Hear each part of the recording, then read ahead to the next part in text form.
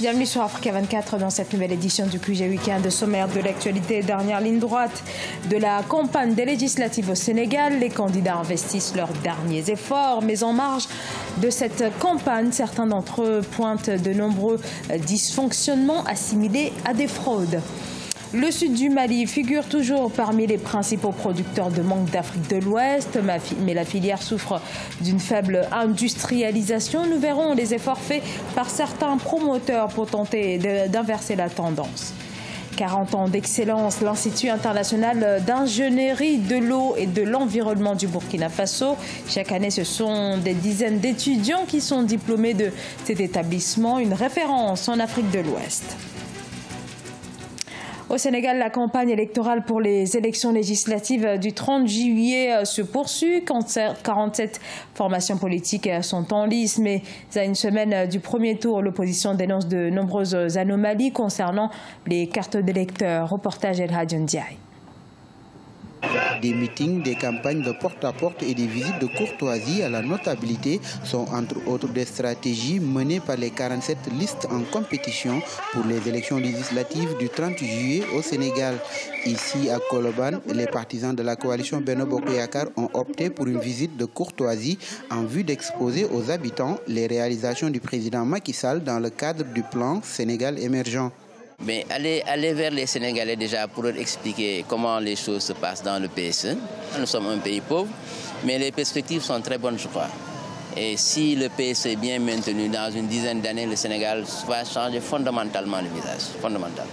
De l'autre côté, chez la coalition Manko Taxawu Sénégal, la tête de liste départementale Bamba Fall déplore à travers cette caravane la fraude électorale opérée sur les cartes d'électeurs. D'ailleurs, ils ont arrêté 2 jeunes en possession de milliers de cartes d'électeurs biométriques. Ce qui est à signaler aujourd'hui, c'est qu'en cours de route, nous avions trouvé des jeunes de l'APR avec des cartons de cartes d'électeurs, des centaines et des centaines de cartes d'électeurs. Ils disent qu'ils ont été envoyés par des responsables de l'APR. Donc, ce qui montre que l'élection ne serait pas fiable. Parce qu'actuellement, ils sont en train de chercher leurs militants pour leur distribuer leurs cartes au moment où d'autres peinent à recevoir leurs cartes. La distribution des cartes d'électeurs pour les prochaines élections législatives divise la classe politique sénégalaise. Une marche protestante est prévue ce mardi en vue de réclamer la distribution des cartes d'électeurs. Voilà 2 ans qu'il n'était pas sorti de son pays, le Burundi. Le président Pierre Nkurunziza vient d'effectuer ce jeudi 20 juillet une visite éclair en Tanzanie, marquée par un discours ferme à l'égard des réfugiés burundais invités à regagner le pays. Innocent Muhoozi, un journaliste burundais exilé au Rwanda, revient sur la situation qui prévaut dans son pays. Il est au micro de Tiringo Gang, envoyé spécial à Kigali. Le président Nkurunziza vient de se rendre en Tanzanie à la rencontre de son homologue de ce pays-là. Est-ce que vous pensez que cette rencontre peut aboutir quand même à un début de solution, notamment un retour du dialogue entre le président burundais et les opposants? Bon, il n'y a toujours pas de dialogue jusqu'à maintenant parce que c'est le chef d'État de la région manifestement qui l'a invité pour lui passer un message. Ça, c'est des sources plutôt officieuses parce qu'officiellement, c'était une visite d'État tout simplement. Et si maintenant le chef d'État de la région lui donne un message qui est conforme au rapport qui a été fait par le facilitateur, M.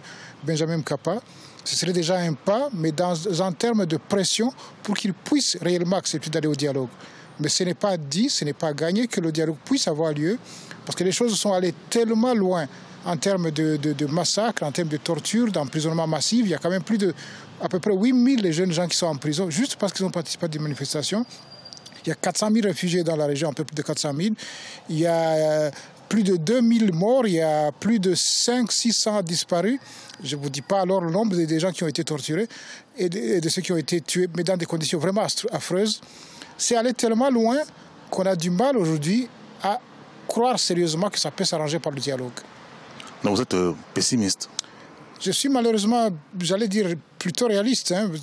Connaissant la logique des gens qui sont au pouvoir à Bujumbura, étant conscient de ce qu'ils ont déjà fait jusque-là, mais également sachant ce qui se passe dans les cœurs de beaucoup de Burundais par rapport à ce qu'ils vivent, cette affaire risque de finir dans une guerre, quoi que l'on fasse. En à peine 10 ans, la mangue est devenue le deuxième produit agricole d'exportation du Mali. Et ces dernières années, la filière a généré plus de 60 milliards de francs CFA. Ce montant pourrait être plus conséquent si ce domaine était suffisamment industrialisé. Un constat établi également par certains promoteurs dont certains entendent bien révolutionner la filière. Reportage notre correspondant au Mali, Mokhtar Bari. La mangue, à l'instar du karité ou du néré, font partie des fruits qui permettent aux paysans de traverser la période de soudure avant l'hivernage dans le Sahel. Traditionnellement, la mangue ne demande pas beaucoup d'entretien pour produire les fruits. La production nationale en 2015 est estimée à 60 000 tonnes, dont plus de la moitié destinée à l'export. Moussa Sylvain Diakité, un agrobusinessman, s'est lancé depuis 2005 dans l'export de la mangue Kent, un label malien aujourd'hui prisé sur le marché européen. Avec aujourd'hui une coopérative de 850 producteurs traditionnels de mangue et 250 saisonniers, c'est 35% de la production malienne de mangue qu'exporte SES International vers l'Europe essentiellement.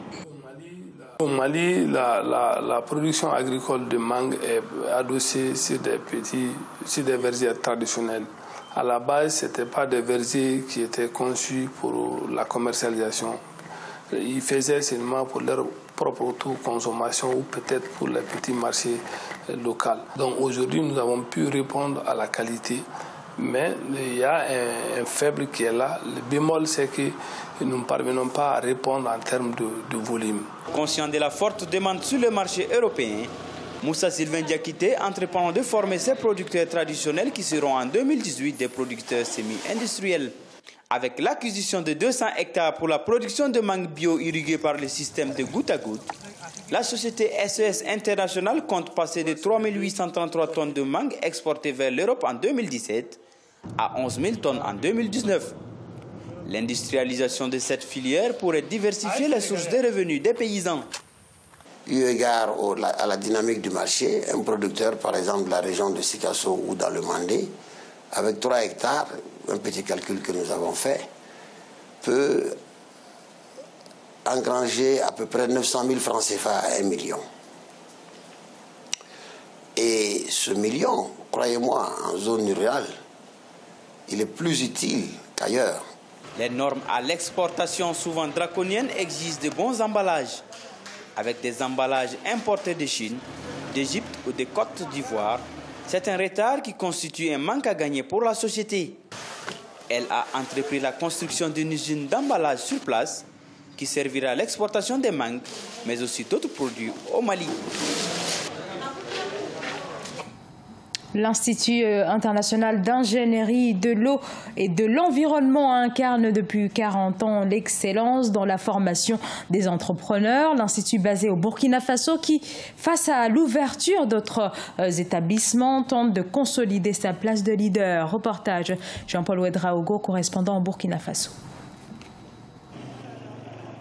À Ouagadougou, au Burkina Faso, l'Institut international d'ingénierie de l'eau et de l'environnement, DIE, forme depuis 40 ans une génération d'acteurs du développement économique et social du continent. Disposant d'infrastructures pédagogiques et scientifiques de niveau international, l'école a développé une offre de formation certifiée ISO 2008 et cela lui a valu d'être reconnu centre d'excellence de l'UEMOA, de la CEDEAO et du NEPAD. Cependant, en 2013, elle avait été affectée par une longue crise dont les répercussions ont été lourdes de conséquences pour son administration. Le conseil d'administration, au cours de sa session du 4 février 2017, et que j'ai l'honneur de présider, s'attelle à la résolution des problèmes que connaît la Fondation. Et je peux vous affirmer que nous sommes sur la bonne voie et dans les tout prochains jours, des nouvelles rassurantes vous seront apportées et leur mise en œuvre permettra de mettre en marche l'administration et notre école. Toutefois, plusieurs activités témoignent de la vitalité de l'Institut. Des travaux de ses chercheurs en passant par les doctorales, DIE est une école pionnière dans la recherche. Pour redonner à l'école son lustre d'antan, l'Institut s'est récemment doté de nouvelles infrastructures pour répondre à la demande éducative de plus en plus croissante. Grâce à la rétrocession du gouvernement d'un don de la Banque mondiale à hauteur de 10 millions de dollars US, il a vu sa capacité d'accueil, qui était de 1000 places, augmenté de 720 chambres, toutes équipées.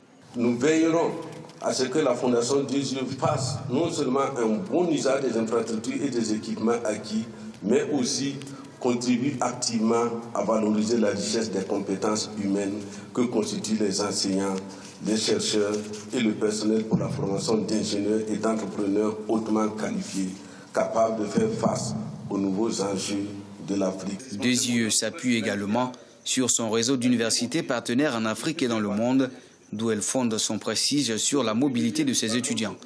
Son rôle de leader dans la formation de l'élite, elle entend davantage le consolider pour maintenir son positionnement dans les standards internationaux. Du sport à présent avec les Jeux de la francophonie qui se déroulent à Abidjan. L'équipe de basketball du Mali a entamé ces Jeux par une très large victoire, 97-32 face au Bénin. Par contre, défaite du Cameroun face à la Roumanie sur un score de 46-34 points. En tennis de table, cette fois, victoire des Suisses face aux Camerounais en 3 manches, 11-6, 11-7, 11-4. Défaite également des Ivoiriens face au duo français en 3-7, 11-3, 11-6. Ce journal a été réalisé par l'ensemble de la rédaction. Merci à vous de l'avoir suivi. Dans un instant, une nouvelle édition de l'actualité sur Africa 24.